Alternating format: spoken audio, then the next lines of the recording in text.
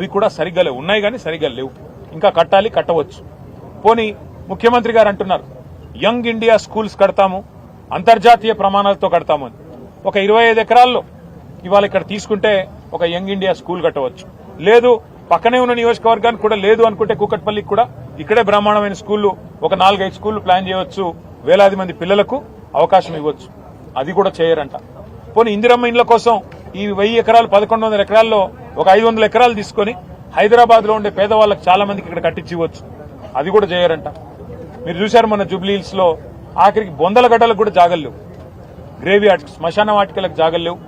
ఇవాళ వాటి కోసం కూడా జాగలు లేకపోతే పోరాటాలు జరుగుతూ ఉన్నాయి.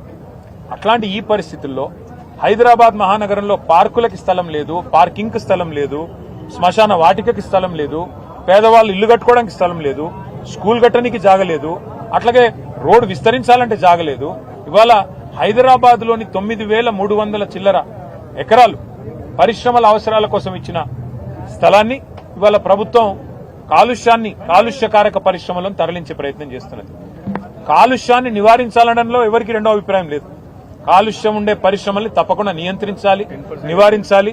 వాటిని కావాలంటే మీరు గ్రీన్ ఇండస్ట్రీ కింద మార్చండి, ఎవరికి అభ్యంతరం లేదు. ఎందుకంటే ఇక్కడ కార్మికుడికి లాభం, అటు పరిశ్రమకి లాభం, అల్టిమేట్ గా ఇచ్చిన మరి ఉద్దేశం అది.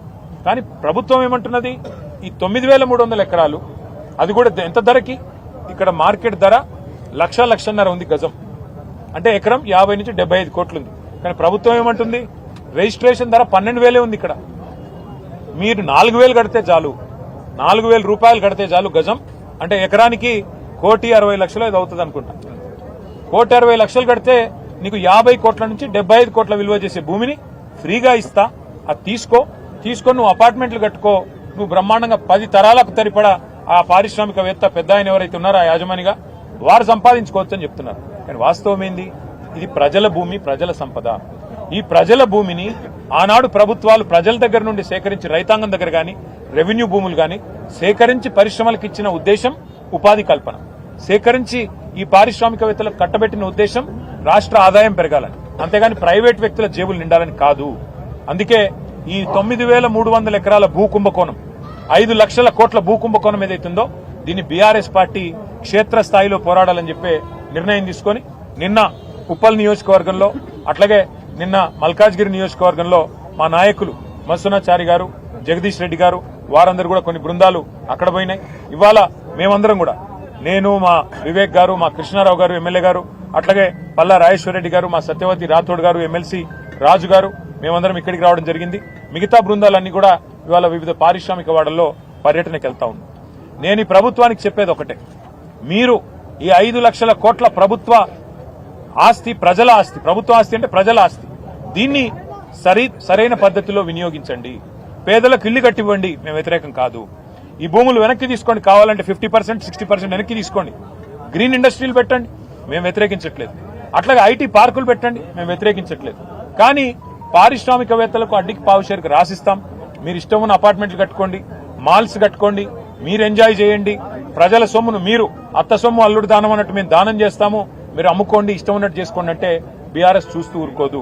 నేను పారిశ్రామికవేత్తలు కూడా చెప్తా ఉన్నా, మీరు ఈ ప్రభుత్వం ఇచ్చే ఆషాఢపు సేల్ ఆఫర్ లాంటి ఆఫర్లు తీసుకొని మీరు 4 డబ్బులు కట్టి ఇది మాది అయిపోతుంది అని మీరు అనుకుంటే మీరు పప్పులో కాలేస్తున్నారు. ఖచ్చితంగా మళ్లీ వచ్చేది బీఆర్ఎస్ ప్రభుత్వమే. మేము ఈ HILTP అనే పాలసీ ఏదైతే ఉందో దీన్ని ఖచ్చితంగా రద్దు చేస్తాం. ఇవాళ ఎవరైనా డబ్బులు పెడితే మీరు నష్టపోతారు. ఇక్కడ కార్మిక నాయకులతో మాట్లాడినాం, వారు అంటున్నారు ఈ ప్రాంతంలో 3-4 లక్షల మంది కార్మికులు ఉన్నారు, మరి మేమెక్కడ పోవాలా అని వారు మాట్లాడుతున్నారు. అంటే నిజంగా ఒక పరిశ్రమను తరలించాలంటే కూడా కొంత ప్లానింగ్ ఉండాలి. ఆ పంపించే కాడ, అందుకే మా ప్రభుత్వంలో ఆనాడు ఫార్మా సిటీ అని పెట్టాం ముచ్చెర్లలో. 19,000 ఎకరాలు ఈ పరిశ్రమలు తరలించాలి అంటే అక్కడ కాలుష్యం రాకుండా జీరో ఎఫ్లూయెంట్ పెట్టి అక్కడ తరలించాలని మేము ప్లాన్ చేస్తే, ఈయన వచ్చిన తర్వాత రేవంత్ రెడ్డి గారు అక్కడ కూడా రియల్ ఎస్టేట్ దందా చాలు చేసినాడు. ఫ్యూచర్ సిటీ పేరిట అక్కడ రియల్ ఎస్టేట్ దందా, ఇక్కడ HILTP పేరిట ఇక్కడ రియల్ ఎస్టేట్ దందా. ఈయనకు తెలిసింది రియల్ ఎస్టేట్ బ్రోకరిజం తప్ప ఇంకొకటి ఏది తెలియదు. పరిశ్రమలు తెచ్చేది తెలియదు, ఉపాధి కల్పించేది తెలియదు, భూములు అమ్మడం తెలుసు. ఇవాళ మన కూకట్పల్లి కుత్బుల్లాపూర్ లో హౌసింగ్ బోర్డు ల్యాండ్లు అమ్ముతా ఉన్నారు. హౌసింగ్ బోర్డు ల్యాండ్లు ఎందుకు? పేదవాళ్ళకి ఇచ్చేదానికి పెట్టినారు, పేదవాళ్ళకి ఇల్లు కట్టించేదానికి. వాటిని అమ్ముతున్నాడు. రోజు చూస్తే ఇవాళ పేపర్లు చూడండి, కోకాపేటలో ఎకరం 130 కోట్లకు పోయిందని చెప్పి ప్రభుత్వం గొప్పగా రాయించుకుంది. మరి 130 కోట్లు కోకాపేటలో ఎట్లుంటది? పక్కనే ఒక 15 కిలోమీటర్ల దూరంలో ఉండే జీడిమెట్ల షాపూర్ ప్రాంతంలో ₹1 ఎట్లుంటది ఎకరం? ఇది ఎక్కడ న్యాయం?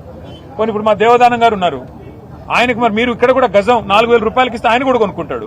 వాళ్ళ మొత్తం సంఘం కూడా మీరు ఇవ్వండి, ప్రభుత్వం ఒక ఎకరం మొత్తం ఈ యూనియన్కి ఇవ్వండి, 4,000 రూపాయలు గజం చొప్పున. మేము కావాలంటే చందాలేసి వాళ్ళకి మేము కూడా సాయం చేస్తాం.